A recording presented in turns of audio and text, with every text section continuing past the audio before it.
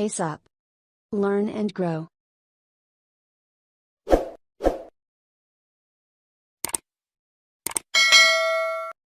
Welcome to my channel pace up.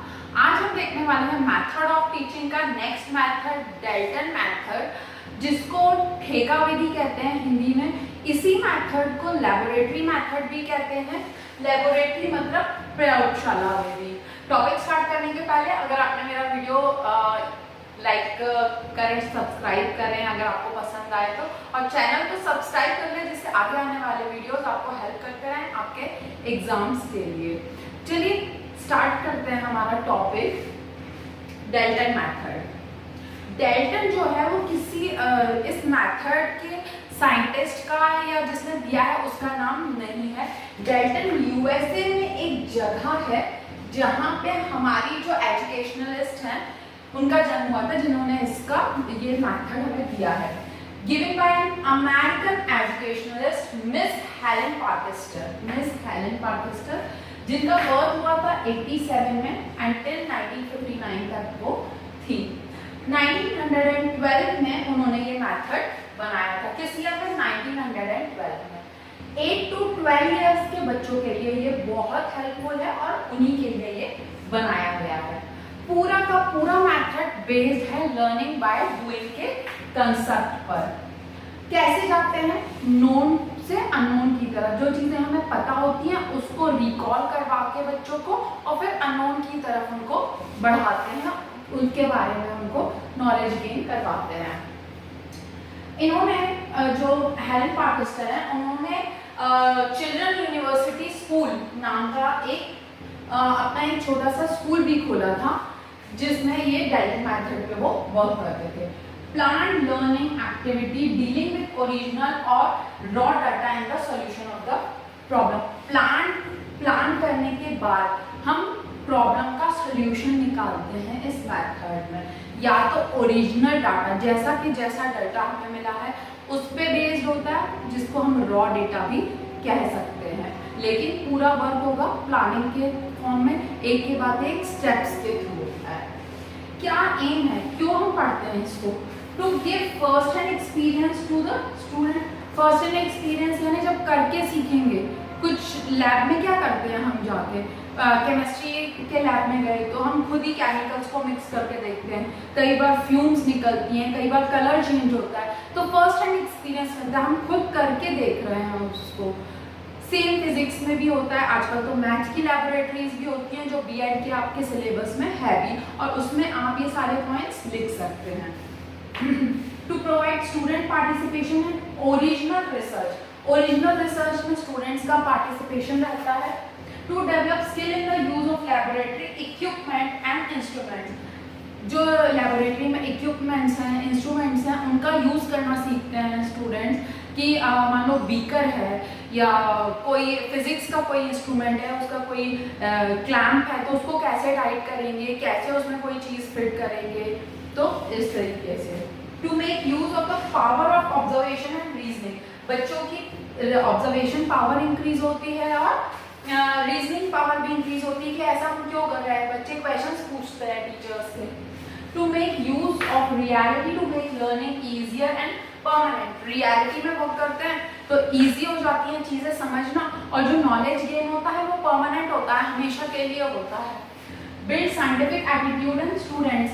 Scientific attitude कैसे कि मान लो हमने केमिकल, मान लो आपको बोला है कि 5 ml ही मिलाना है और उसमें 3 ड्रॉप्स ऑफ कुछ और डालना है, आपने 3 ड्रॉप की जगह 5 ड्रॉप डाल दिया, तो जो कलर चेंज होना था, केमिकल रिएक्शन बता रही हूँ, तो जो कलर चेंज होना था वो चेंज नहीं हुआ, कुछ और कलर हो गया, रेड की जगह वो ग्रीनिश बन गया, तो चेंज हुआ ना, लेकिन क्या हुआ, गलत आ गया, जो हमें रिजल्ट चाहिए था वो नहीं आया। तो इस तरीके से साइंटिफिक एटीट्यूड डेवलप होता है कि अगर हमने कुछ चीज़ ज़्यादा कर दी, कुछ कम कर दिया, ज़्यादा टाइट कर दिया, बीकर को जोर से रख दिया, टूट जाएगा। तो एक तरीके से साइंटिफिक एटीट्यूड क्रिएट होता है। स्टेप्स क्या है? इंट्रोडक्टरी, वर्क पीरियड और क्यूमुलेटरी एक्टिविटीज। पहले टीचर इंट्रोडक्शन देगी कोई भी काम करवाने के पहले, कोई भी लैब में जाने के पहले। उसके बाद आप वहाँ पे वर्क पीरियड रहेगा, आपको टाइम दिया जाएगा कि 1 hour 2 hour आपको टाइम दिया गया है अपना प्रैक्टिकल करने के लिए। एंड देन क्यूमुलेटिव एक्टिविटीज, जो आपने एक्टिविटीज की है उसका पूरा आप सोचोगे, समझोगे आपने क्या सीखा, लिखोगे उसके रिजल्ट्स के बारे में, मेरिट्स क्या क्या है, इसके फायदे क्या क्या है। बिल्ड साइंटिफिक एप्टीट्यूड ऑलरेडी हमने डिस्कस किया है कि जब आप करके देखोगे कितना सही हो रहा है, कितना गलत हो रहा है, क्या गड़बड़ हो रही है।